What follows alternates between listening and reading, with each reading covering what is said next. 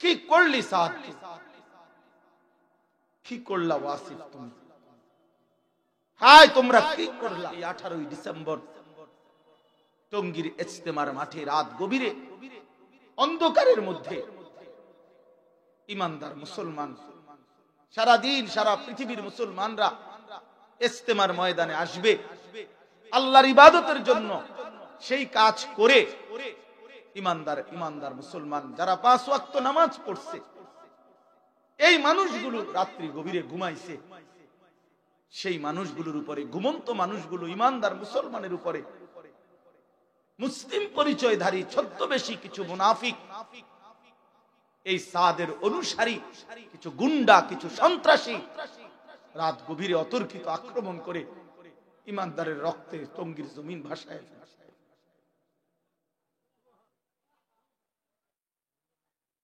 যেই হাফেজ সাহেব, যেই উস্তাদ মাদ্রাসার হাফেজ ছাত্রকে পড়ায়, তো উনি তো কোরআনের পৃষ্ঠা আঙ্গুল দিয়ে উঠায়, সেই ইমানদার উস্তাদের হাফেজ সাহেবের আঙ্গুল কাইটা ফেলে দিছে, হাত পাও কাইটা ফেলে দিছে। কি নির্মম মানুষ। নেতানিয়াহু মুসলমানদের মারে, এটা তো আমরা বুঝি যে সে কাফের, মুসলমানকে মারে। ইউরোপ আমেরিকা মুসলমানকে মারছে, তো এটা কাফেরে মারছে বুঝলাম। কাশ্মীরে মুসলমান মার খাইছে, তো ভারতীয় হিন্দুদের দ্বারা, এটা বুঝলাম। রোহিঙ্গা মুসলমানদেরকে বার্মার বৌদ্ধরা মারছে, এটা তো বুঝলাম। কিন্তু মুসলিম পরিচয় দিয়ে ইমানদার মুসলমানের রক্তে জমিন ভাসায় দিছে, এ কেমন নির্মম মানুষ, এ কেমন নির্মম মানুষ, এ কেমন পাশান। আপনাদের মাঝে বয়ান করেছেন, আরো অনেক বুজুর্গ উলামায়ে কেরাম নসিহত করেছেন। মাহফিলের একেবারে শেষ সময় একটি এই বর্ণাঢ্য মাহফিলের ইন্তজামে সবারই সম্মিলিত অনেক কষ্ট, পেরেশানি, অনেক মেহনত, অনেক প্রচেষ্টা, এর বিনিময়ে একটা মাহফিল। এই জন্য শেষ মুহূর্তে আমার প্রথম অনুরোধ হলো, সবাই যদি মনোযোগ দিয়ে আল্লাহর কোরআন শুনেন, আন্তরিকতা নিয়ে শুনেন, তাহলে সবার জন্যই বরকত হবে। এই জন্য মেহেরবানি করে প্রত্যেকের কাছে অনুরোধ, সবাই আমরা মনোযোগী হয়ে আল্লাহর কথা শুনি। দ্বিতীয় কথা হলো, প্রত্যেকেই ইনসাফের সাথে খেয়াল করা উচিত যে আমি আসলে আমার নিজের জন্য কি নিলাম।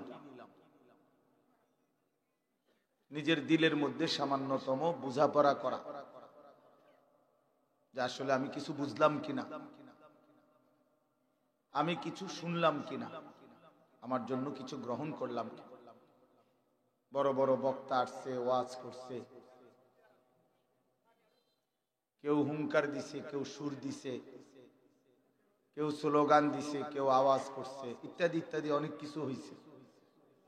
ঠিক আছে, সবই ঠিক, কিন্তু প্রশ্ন হলো আমি নিজের জন্য কিছু নিলাম কিনা।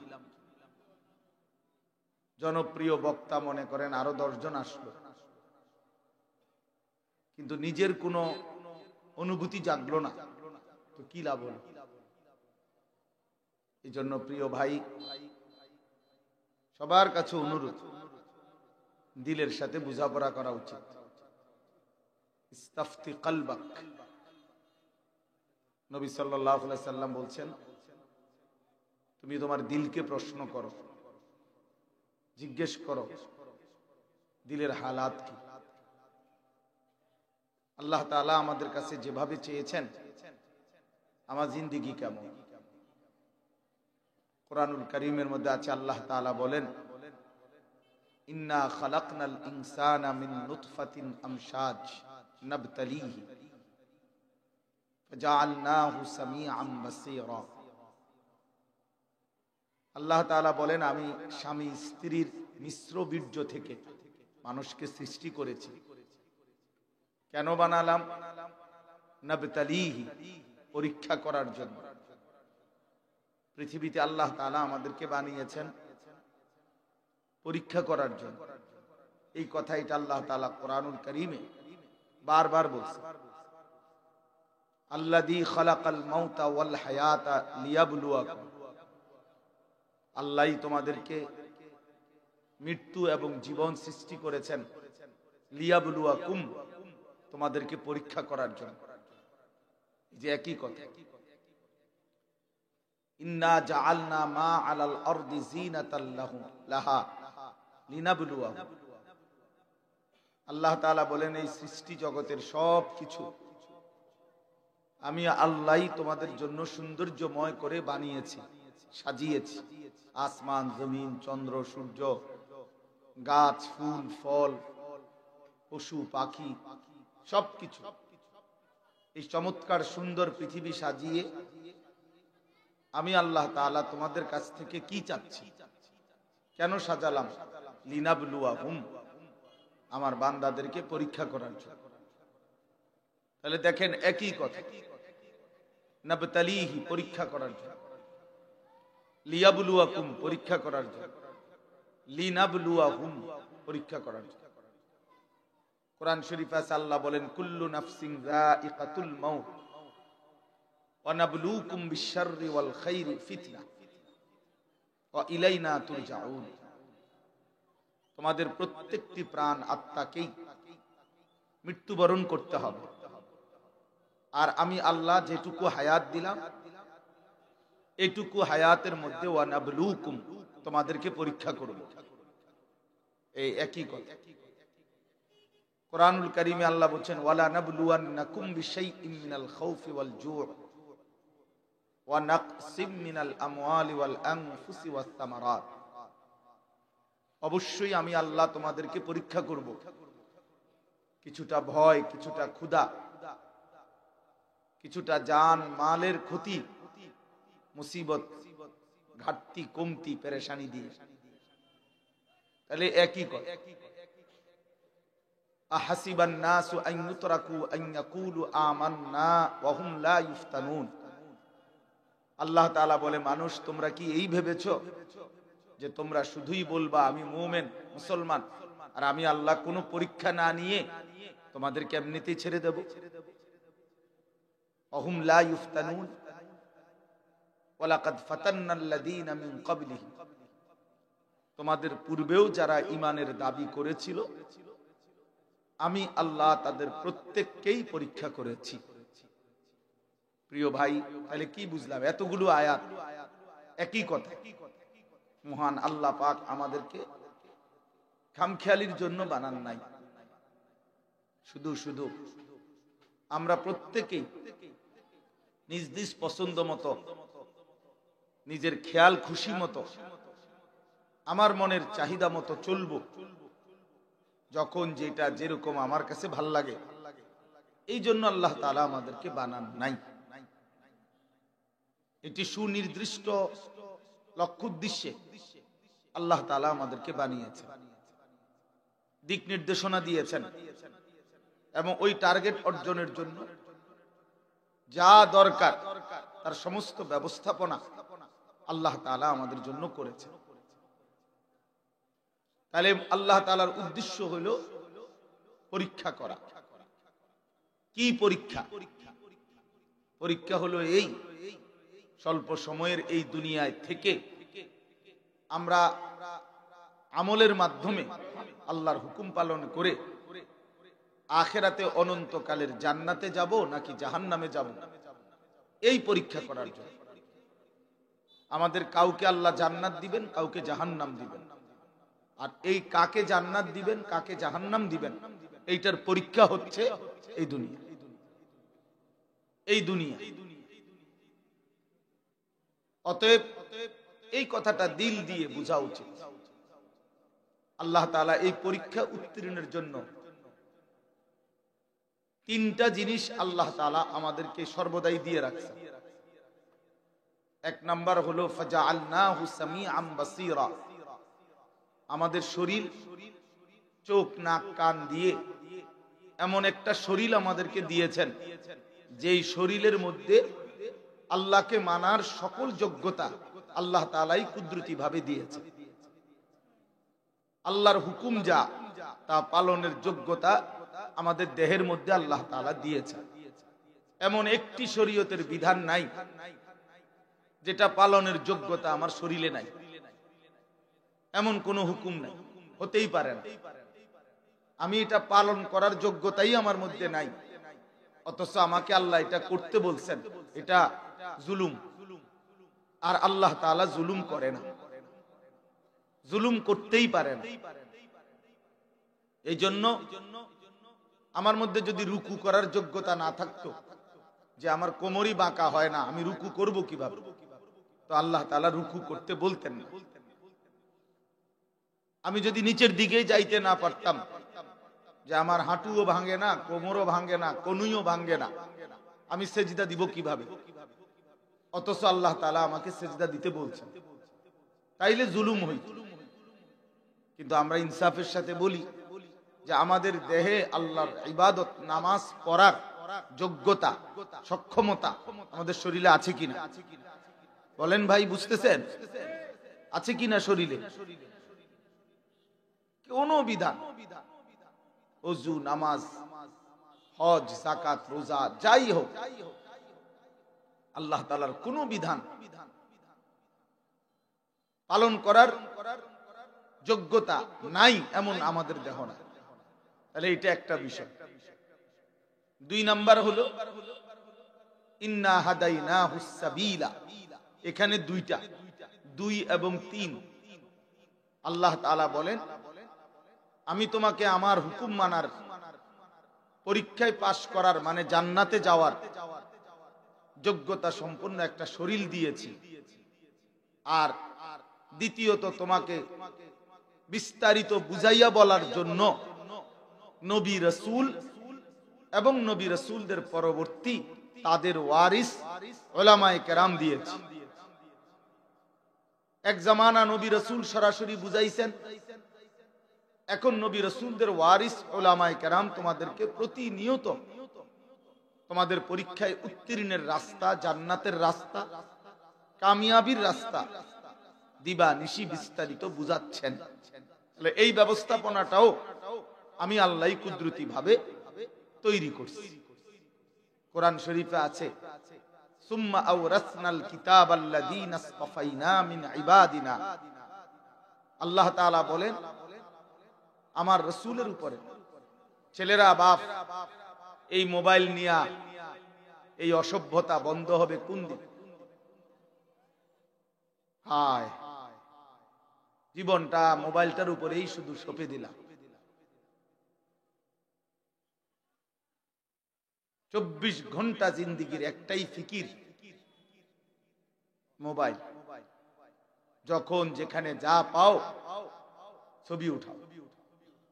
মানুষ, গরু, ছাগল, কুত্তা, বিলাই, শূকর,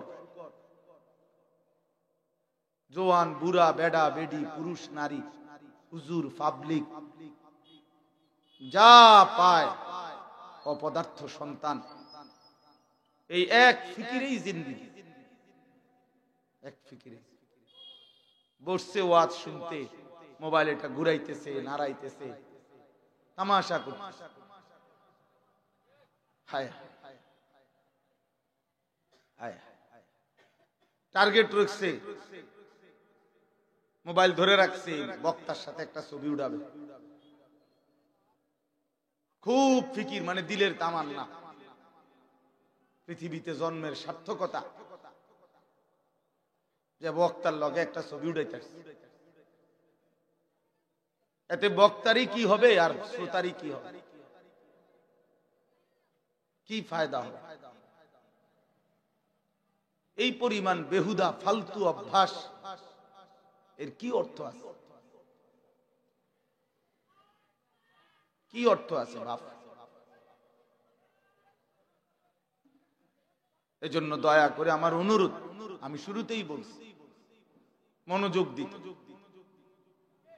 এই হাতে ধরা যে মোবাইল গুলো, এগুলো নামায় ফেলো, ভালো হবে। এমনি শোনো ভাই, চোখের দিকে তাকায়া ওলামায়ে কেরামের কথা শুনলে বরকত হবে, কলিজায় জমে, দিলের মধ্যে জমে। মোবাইলে তো জমতেছে, মোবাইলে তো ওয়াজের অভাব নাই, এক এক বক্তার হাজার হাজার ওয়াজ মোবাইলে আছে,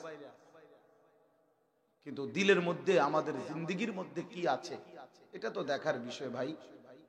একটা মাহফিলে কম, আমার মাদ্রাসায় 14 তারিখ একদিনের মাহফিল করছি এই বছর, এই 14ই ডিসেম্বর। প্রায় এত বড় হবে না প্যান্ডেল, আর একটু ছোট হবে, কিন্তু প্রায় 11 লক্ষ টাকা খরচ গেছে। তাইলে এখানে তো আরো বেশি খরচ যাওয়ার কথা। এই 10, 12, 15 লক্ষ টাকা খরচের মাহফিল বিনিময়ে বুট বাদাম, চটপটি, শীতের পিঠা কিংবা মোবাইলের কয়েকটা ছবি, এই তো না, এটাই অর্জন। ইনসাফের সাথে বলো ভাই, একটা বড় মাহফিল করছে অমুকে তমুকে, এটার দ্বারা আশ্চর্যের তো তেমন কিছু না। প্রতিদিন বাংলাদেশে এর চাইতে বড় বড় মাহফিল হইতেছে। এই যে ছেলেরা আজকে মাহফিল করছে, এটা অবাক কিছু না, এমন মাহফিল তো প্রতিদিন হইতেছে। কিন্তু জিন্দেগির অবস্থা, আমি বারবার এই কথাটা বুঝাইতে চাই। এই কষ্ট, এই মেহনত আমার মাদ্রাসায় আমি দেখছি 14 দিন ওস্তাদ ছাত্র, প্রায় 32 জন শিক্ষক কর্মচারী, 450 ছাত্র, এর মধ্যে 100 ছাত্র হবে কমপক্ষে, 14 দিন টানা কাজে করছে। কি করছে আমি কইতারি, কিন্তু আমি দেখছি রাতের 2:30 বাজে আইসাও মাহফিল থেকে গিয়া ওরা কাজই করতেছে। তাহলে তার মানে হলো এক একটা মাহফিলের পিছনে কিছু সাথীর ঘাম ঝরতে থাকে, হুঁশ থাকে না, দৌড়াইতে দৌড়াইতে। এই কষ্ট, এই ফিকির, এই মেহনত, এই দৌড়াদৌড়ি, প্রিয় ভাই আমার, বন্ধু আমার, আবারও বলছি, এটা ইনসাফের সাথে ভাবা উচিত যে নিজের জন্য কোনো খোরাক নিলাম কিনা, আমার জন্য কিছু নিলাম কিনা, কিছু অর্জন হলো কিনা, আমার কোনো অনুভূতি জাগলো কিনা। নয়তো আমি যেমন আছি তেমনই, আমার জিন্দেগি আমার মতোই, এটা কি হইলো, আর কি ফায়দা হলো? আল্লাহ তাআলা আমাদেরকে বুঝার তৌফিক দান করেন। তাইলে আমি বলতেছিলাম, নবী রাসূলদের পরবর্তীতে আল্লাহ তাআলা উলামায়ে কেরামকে আল্লাহ তাআলাই তৈরি করছেন। সুম্মা আওরাসনাল কিতাবাল্লাযীনা ইসতাফাইনা মিন ইবাদিনা, কোরআন শরীফের আয়াত। আল্লাহ তাআলা বলেন, আমার নবীর পরে আমি আল্লাহ এই কোরআনের উত্তরাধিকার আমার বান্দাদের মধ্য থেকে আমি যাদেরকে বাছাই করি তাদেরকে আমি আল্লাহই নির্বাচন করি, উত্তরাধিকার বানাই। এই জন্য যুগে যুগে যারা কোরআনের হামেল হবে উলামায়ে কেরাম, এটা আল্লাহ তাআলার বাছাই, এটা উলামায়ে কেরাম আল্লাহ তাআলার সিদ্ধান্ত করা, এটা কোরআন শরীফের আয়াত। সুম্মা আওরাসনা অর্থ হলো আমি আল্লাহ ওয়ারিস বানিয়েছি আল কিতাব, কোরআনের, আল্লাযীনা ইসতাফাইনা আমি যাদেরকে বাছাই করি, মিন ইবাদিনা আমার কোটি কোটি বান্দার মধ্য থেকে। সূরা ফাতির, সূরা ইয়াসিনের আগের সূরাতে আছে আল্লাহ তাআলা বলেন, আমি আমার কোরআনের ওয়ারিস, উত্তরাধিকারী আমি বানিয়েছি। আল্লাহ বানায়, আল্লাহ ইসতাফাইনা বাছাই করে। এজন্য উলামায়ে কেরাম নির্বাচন করে কে? বলেন না কে? আল্লাহ। উলামায়ে কেরাম এই পৃথিবীতে আল্লাহ তাআলা রাখছে। এই জন্য ওই 2-1 জনের ষড়যন্ত্রে আপনার সাদ, ওয়াসিফ আর মুআজ আর উসামার মতো এই ভণ্ডদের কারণে উলামায়ে কেরাম পৃথিবী থেকে নিশ্চিহ্ন হবে না, ওই ভণ্ডরাই নিশ্চিহ্ন হবে। ওই প্রতারক, মুনাফিক, গাদ্দার, বিশ্বাসঘাতক ওরাই পৃথিবী থেকে একদিন পৃথিবীর ঈমান ইসলাম এবং মুসলমানের বিরুদ্ধে ষড়যন্ত্রকারী ছদ্মবেশী মুনাফিক তাদের নামের লিস্টিতে একদিন সাদ নিজের নামও দেখবে। বাংলাদেশের ওয়াসিফও একদিন দেখবে যে ওলামা বিদ্বেষী কারা ছিল বাংলাদেশে, তাদের মধ্যে তার নাম উঠবে, এই গাদ্দারের নাম উঠবে, কোনো সন্দেহ নেই। শহীদের পবিত্র রক্ত ঝরিয়ে, ইমানদারের খুন ঝরিয়ে, মুমিনের খুন ঝরিয়ে কোন বেঈমান, কোন জালেম পৃথিবীতে ইতিপূর্বে টিকে নাই, এই জালেমরাও টিকবে না, এটাই সত্য।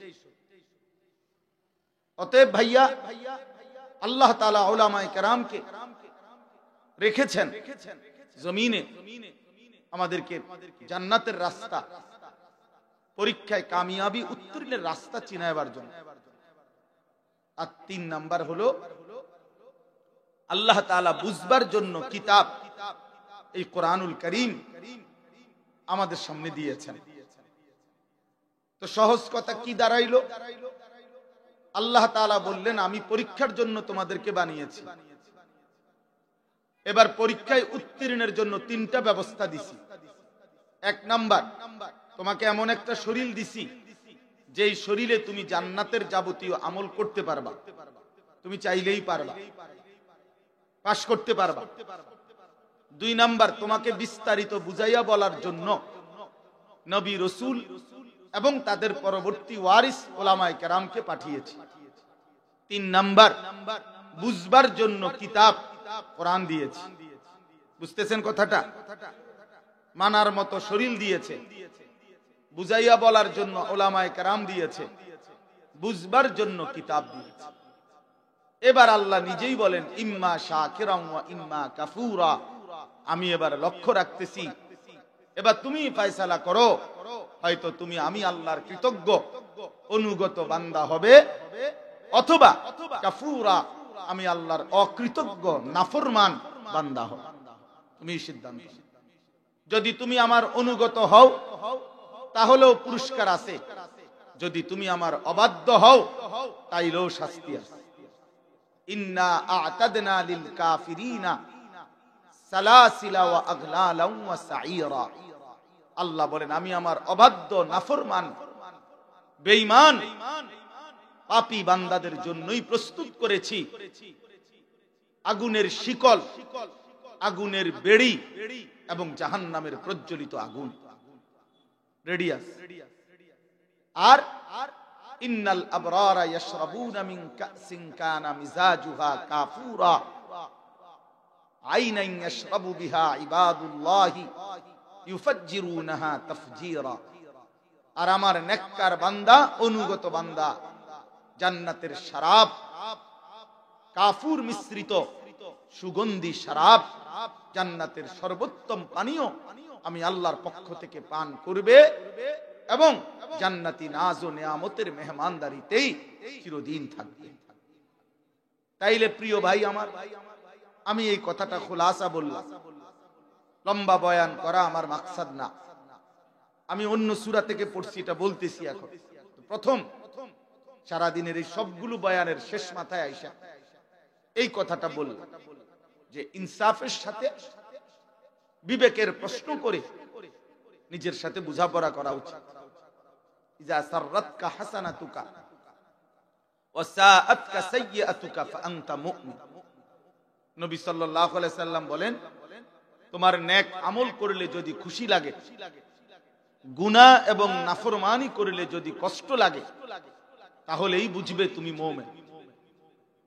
তুমি ইমানদার আছো কিনা, মুসলমান এখনো আছো কিনা, এটা বুঝার উপায় কি? আমি এখনো মুসলমান কিনা, এটা বুঝার উপায় নবীজি বলছেন। যদি নেক কাজ করলে তোমার ভালো লাগে, খুশি লাগে, আল্লাহর নাফরমানি করলে, মন্দ কাজ করলে কষ্ট লাগে, ব্যথা লাগে, অশান্তি লাগে, অস্থিরতা লাগে, তাহলেই তুমি মুমিন। যদি এর থেকে নিচে নেমে যাও তো ধরে নাও তোমার ঈমান চলে গেল। অর্থাৎ বছরের পর বছর দিনের পর দিন তুমি গুনাহ করতেছো, আল্লাহর নাফরমানি করছো, যে তোমার কলিজার মধ্যে কোনো ব্যথাও নাই, লজ্জাও নাই, শরমও নাই, অনুভূতিও নাই, বিবেকও নাই, দিল মরে গেছে, বিবেক মরে গেছে, তুমি এক টানা লাগাতার নাফরমানি করছো, তো ধরে নাও তোমার ঈমান হারিয়ে গেছে। 365 দিন একটা ছেলে, তোমরা ভাবো ভাইয়া, আমি প্রতিদিন বলি এ কথা, 365 দিনে এক বছর, একটি বছরে কোনো দিন তোমরা যারা ফজরের নামাজ পড়ো না, কোনো দিন মুসলমানের যে ছেলে মেয়ে সন্তান কোনো দিন ফজরের নামাজ পড়ে নাই, একটা বছর কোনো দিন, চিন্তা করে দেখেন তার ঈমানের কি হালাত, তার ঈমানের কি হালাত, সে কি পরিমাণ আল্লাহকে ভুলে গেছে, সে কি পরিমাণ আখিরাতকে ভুলে গেছে, সে কি পরিমাণ পরকালকে ভুলে গেছে। 30 বছর ধরে মনে করেন ব্যবসা করে, তো প্রতিদিন ওজনে কম দেয়, এই নাফরমান কি পরিমাণ আল্লাহকে ভুলছে। 30 বছর ধরে সুদ খায়, 30 বছর ধরে মিথ্যা বলে, 30 বছর ধরে ওজনে কম দেয়, 30 বছর ধরে নাচ গান নাটক সিনেমা টেলিভিশন নর্তকীর ছবি, বউ বাচ্চা ঘর পরিবার এবং নিজেও দেখে, প্রতিদিন আল্লাহর নাফরমানি এক তালে এক ঢঙ্গে করতেছে, কোনো পরোয়া নাই, কোনো লজ্জা শরম নাই, চেহারার মধ্যে কোনো বিমর্ষ লজ্জিত অনুভূতিও নাই। 60 বছর 50 বছর সবার সামনে প্রকাশ্যে খোলামেলা বিড়ি সিগারেট খাইতেছে, কথায় কথায় গালি দিতেছে, মিথ্যা বলতেছে, সুদ কিস্তি বাটপারি ধোঁকাবাজি করতেছে। বলেন এই নাফরমানের ঈমানের হালাত কি, তার আখিরাতের হালাত কি, তার কবরের ফিকির কি, সে পরকালকে কি পরিমাণ ভুলছে। আল্লাহকুমুত তাকাসুর হাত্তা যুরতুমুল মাকাবির, আল্লাহ তাআলা বলে বান্দা, দুনিয়া বাড়ানোর নেশা তোমারে তো ডুবাইয়া দিল, আখিরাত তো ভুলাইয়া দিল। আল্লাহকুম আই আনসাকুম, ভুলিয়ে দিল তোমারে, হাত্তা যুরতুমুল মাকাবির, এরই মধ্যে তুমি একদিন কবরেই পৌঁছে গেলা।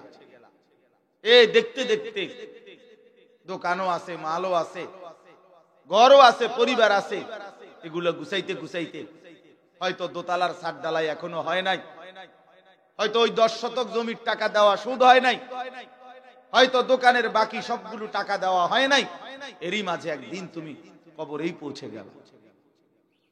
দুনিয়া গুছাইতে পারো নাই, সাজাইতে পারো নাই, কিন্তু আমি আল্লাহকেও ডাকতেও পারো নাই এই ছোট্ট একটা দোকানের জন্য।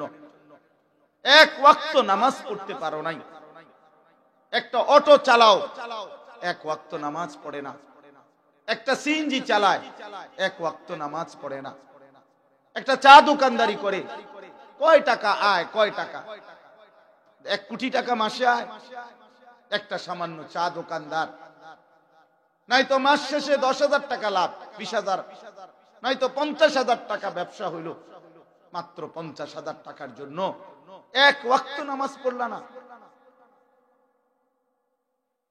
12,000 টাকা বেতনের একটা চাকরি, 18,000 টাকা বেতনের একটা চাকরির জন্য কোনো দিন এক ওয়াক্ত নামাজ পড়লা না, কি করলা? যুবক ছেলে তোমরা বলো ভাইয়া, সারা দিনে মোবাইল টিপলা, বন্ধুদের সাথে আড্ডা দিলা, এই এতটুকু কাজের জন্য বন্ধুদের আড্ডা আর মোবাইলের এই নেশা, এই এটুকুর জন্য একটা সেজদাও দিলা না আল্লাহরে, এক ওয়াক্ত নামাজ পড়লা না। মুসলমানের ঘরে জন্ম নিয়ে এত বড় জানোয়ার কেমনে হইল? মুসলমানের ঘরে জন্ম নিয়ে এত বড় নাফরমান কেমনে হইল? এত বড় হাইওয়ান কেমনে হইলা মিয়া? একবারও মনিবের কথা মনে পড়ে না, একটা সেজদা দিতেও মন চায় না। হায় হায়, এ কেমন জালেম সন্তান, এ কেমন নাফরমান, এ কি পরিমাণ অসভ্য, কি আশ্চর্য! এই সামান্যটুকু দুনিয়ার জন্য আল্লাহকে ভুলে গেলা। আল্লাহ বলেন কাল্লা সাউফা তা'লামুন, আমার বান্দা মনে রেখো অল্প সময়ের ব্যবধানে এই কবরে আসলেই আমি তোমাকে বুঝায় দেব আমার নাফরমানির শাস্তি কি। সুম্মা কাল্লা সাউফা তা'লামুন, আবার হাসরের ময়দানে নিয়া জাহান্নামের আযাব দিয়া বুঝায় দেব আমার নাফরমানির শাস্তি। জাহান্নামের প্রথম মিনিট তুমি বুঝবা আগুনের তীব্রতা কি। কোরআন শরীফে আছে, নবীকে আল্লাহ বলছে, বন্ধু আপনি জানেন ওমা আদরাকা মা হিয়া, জাহান্নামের আগুন কেমন? নারুন হামিয়া, অত্যন্ত প্রজ্বলিত ধাউ ধাউ করে জ্বলা আগুন। নবীকে আল্লাহ বলতেছে। নবী সাল্লাল্লাহু আলাইহি সাল্লাম সাহাবীদেরকে বলছে, সাহাবীরা নারুকুম হাদিহি জুজউম মিন 70 জুজআম মিন নারি জাহান্নাম, জাহান্নামের আগুনের 70 ভাগের 1 ভাগ তোমাদের দুনিয়ার আগুন, 69 গুণ বেশি গরম জাহান্নামের আগুন।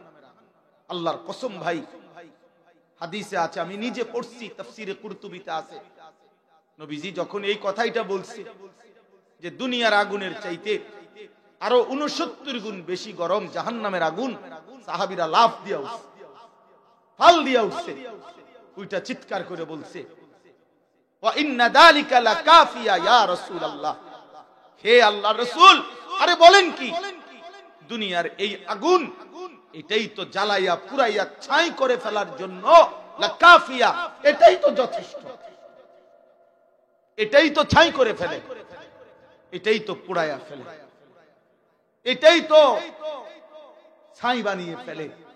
নবীজি তখন বললেন, তাহলেই ভাবো দুনিয়ার আগুন যদি নিমিষে এইভাবে জ্বালাইয়া ফেলে, তার চাইতে 69 গুণ বেশি গরম আগুন, সেটা কি করবে? কেমনে সইবা বাপ, কেমনে সইবা? এই ছেলেরা, তোমরা যারা নামাজ পড়ো না, জাহান্নামের আগুন কেমনে সইবা? আর এই পর্যন্ত মোবাইলে যত নারী দেখছো, পাইছো কয়জন? আরে বলো না, এই অসভ্য, বলো না, দুশ্চরিত্র সন্তান, বলো। নারীর ছবি দেখো যারা, উলঙ্গ ছবি দেখো যারা, তুমি তো নিকৃষ্ট অসভ্য, তুমি তো দুশ্চরিত্র, তুমি তো লম্পট, তুমি তো ব্যভিচারী, তুমি তো জেনাখোর, তুমি তো চরিত্রহীন। আর যার চরিত্র নাই সে তো মানুষ না, সে জানোয়ার। যার আখলাক নাই সে মানুষ, সে জানোয়ার। আল্লাহর নবী সাল্লাল্লাহু আলাইহি সাল্লাম বলছেন, ভিন নারী দেখা এটাও তো চোখের জিনা, কথা শোনা এটা কানের জিনা, জবান দিয়ে কথা বলা ভিন নারীর সাথে এ তো জবানের জিনা, হাত দিয়ে ছুঁয়ে দেওয়া হাতের জিনা, অন্তর দিয়ে অশ্লীল কল্পনা করা এ তো অন্তরের জিনা, লজ্জাস্থান দিয়ে জিনা করা এ তো লজ্জাস্থানের জিনা, সবটাই জিনা। এজন্য যারা নারীর ছবি দেখো, অশ্লীল উলঙ্গ দৃশ্য দেখো, তুমি তো ব্যভিচারী, তুমি তো চরিত্রহীন বাবা। তোমার দ্বারা পৃথিবীও কিছু পাবে না, আখিরাতেও কিছু মিলবে না, না তোমার জিন্দেগি গড়লো না পৃথিবীর কোনো উপকার হলো। তুমি একটা অপদার্থ, একটা ফালতু মানুষ হিসাবে দুনিয়ায় পড়ে রইলা আর কি, যে সামান্য শাহওয়াতের কাছে হেরে গেলা, সামান্য শাহওয়াতের কাছে। এই জন্য বাপ, বন্ধু আমার, ভাই আমার, সবার কাছে অনুরোধ, উসিকুম ওয়া ইয়া, আপনাদেরকেও বলছি আমাকেও বলছি, চলেন ফিকির করি, নিজের ফিকির করি। ইয়া আইয়ুহাল্লাযীনা আমানু আলাইকুম আনফুসাকুম, আল্লাহ তাআলা বলেন, হে ঈমানদারগণ, প্রত্যেকেই নিজেকে আঁকড়িয়ে ধরো, নিজেকে আঁকড়িয়ে ধরো। নিজেকে গড়ে তোলো, নিজেকে সাজিয়ে তোলো, বরবাদ কইরো না বান্দা। আল্লাহ বলছে লা তুলকু বিআইদিকুম ইলা তাহলুকা। আল্লাহ বলছে এই বান্দা নিজের হাতে নিজেরে বরবাদ করে দিও না বান্দা। আল্লাহ কোরআনে বলছে ওয়ালা তুলকু বিআইদিকুম ইলা তাহলুকা। হায় আমার বান্দা নিজের হাতে নিজেরে শেষ করে দিও, ক্ষতিগ্রস্ত হইবা বান্দা, ক্ষতিগ্রস্ত হইবা। কোরআন শরীফ আছে ইয়াউমা ইদিন ইয়াতাযাক্কারুল ইনসান ওয়া আন্না লাহু যিকরা।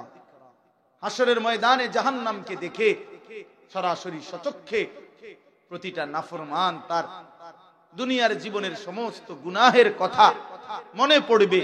কিন্তু আল্লাহ বলেন মনে তো পড়বে বান্দা, বুঝে তো আসবে বান্দা, ওয়া আন্না লাহু যিকরা, কিন্তু বলো না সেদিন বুঝে কি লাভ হবে।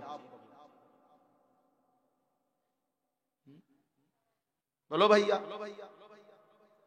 ওয়া আন্না লাহু যিকরা, সেদিন বুঝে লাভ কি হবে। লাতারাবুন্নাল জাহিম, দুই চোখে তো জাহান্নাম দেখবা। আল্লাহ বলছে সব তো মনেও পড়বে, এই নারী ছবি, এই সুদ, এই ঘুষ, এই কিস্তি, এই দুই নম্বরই, এই বাটপারি, এই সিটারি, এই দুনিয়া নিয়া কামরা কামরি, ক্ষমতা নিয়া কামরা কামরি, এই সম্পদ নিয়ে বাড়াবাড়ি, এই অবৈধ উপার্জনের ছড়াছড়ি, সবই তো মনে পড়বে, কিন্তু লাভ কি হবে। ইয়াকুলু ইয়া লাইতানি কদ্দামতু লি হায়াতি। আল্লাহ বলে প্রত্যেকটা নাফরমান তখন আফসোস করবে আর কপালে হাত মারবে আর বলবে হায় আমার মন্দ কপাল, আমি যদি দুনিয়ার জীবন থাকতে এই জীবনের জন্য আখিরাতের জন্য কিছু পাঠাইতাম। আহা কি করব, আমার তো টাকা ছিল, আমি যদি দান করতাম, আমার তো সময় ছিল, শরীর ছিল, আমি যদি সেজদা দিতাম, আমি যদি বন্দিগি করতাম, আমি যদি আল্লাহর দেওয়া টুকুর মধ্যে তৃপ্ত হতে পারতাম, কত না ভালো হতো। আহা কি করব, আহা কি করব। প্রিয় বন্ধু আমার, বাপ আমার, অতএব আমরা প্রত্যেকেই এটা ফিকির করা চাই, আমাদের প্রত্যেকের এটা উচিত। আমি এই সুন্দর মাহফিল, এই বর্ণাঢ্য এত বড় ইন্তেজামের মধ্যে আমি সবাইকে এটা বলব, আমার এটাই আমার মূল নসিহত। জিন্দেগি সুন্দর করেন, জীবন সুন্দর করেন। সারা পৃথিবীর মতো বাংলাদেশেও ইসলাম মুসলমানের বিরুদ্ধে প্রতিদিন নিত্য নতুন ষড়যন্ত্র। সারা পৃথিবীর দুশ্মন চাচ্ছে ভাইয়া বাংলাদেশেও মুসলমানের অবাধে রক্ত ঝরুক। একবার শহীদ অ্যাডভোকেট সাইফুল ইসলাম আলিফ চট্টগ্রামে এক ইমানদার মুসলমানের প্রকাশ্যে দিবালোকে ইসকনের গুন্ডারা, সন্ত্রাসীরা, হিন্দু সন্ত্রাসী বেঈমানরা সরাসরি এই বাংলাদেশে একজন জীবন্ত মুসলমানকে জবাই করে হত্যা করে শহীদ করে দিয়েছে। আরেকবার এখন আবার এই 18ই ডিসেম্বর টঙ্গীর ইজতেমার মাঠে রাত গভীরে অন্ধকারের মধ্যে ইমানদার মুসলমান, সারা দিন সারা পৃথিবীর মুসলমানরা ইজতেমার ময়দানে আসবে আল্লাহর ইবাদতের জন্য। সেই কাজ করে ইমানদার মুসলমান যারা 5 ওয়াক্ত নামাজ পড়ছে, এই মানুষগুলো রাত্রি গভীরে ঘুমাইছে। সেই মানুষগুলোর উপরে, ঘুমন্ত মানুষগুলো ইমানদার মুসলমানের উপরে মুসলিম পরিচয়ধারী ছদ্মবেশী কিছু মুনাফিক, এই সাদের অনুসারী কিছু গুন্ডা, কিছু সন্ত্রাসী রাত গভীরে অতর্কিত আক্রমণ করে ইমানদারের রক্তে টঙ্গীর জমিন ভাসায়।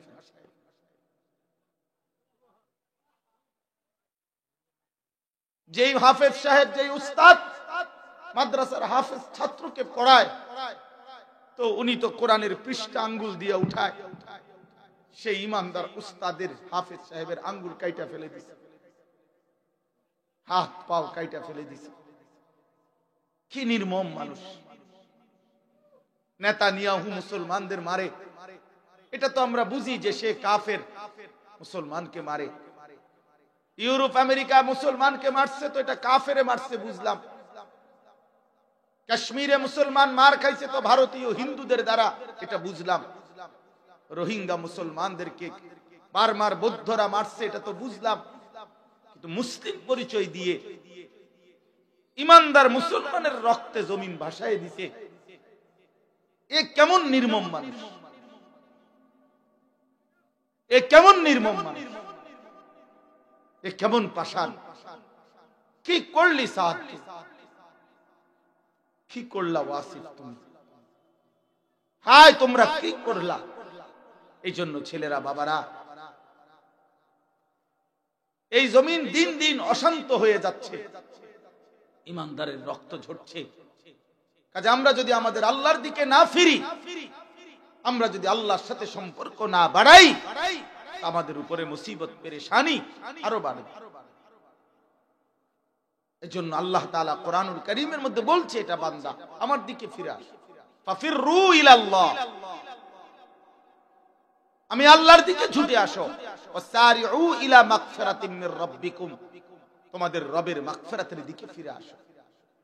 এজন্য আমি অনুরোধ করছি প্রত্যেকেই, এই যে কয়জন আছেন বসছেন, নওজোয়ান বাবারা, ভাইরা, বন্ধুরা, আমরা সবাই নিয়ত করি আমরা আল্লাহর দ্বীনের উপরে চলবো।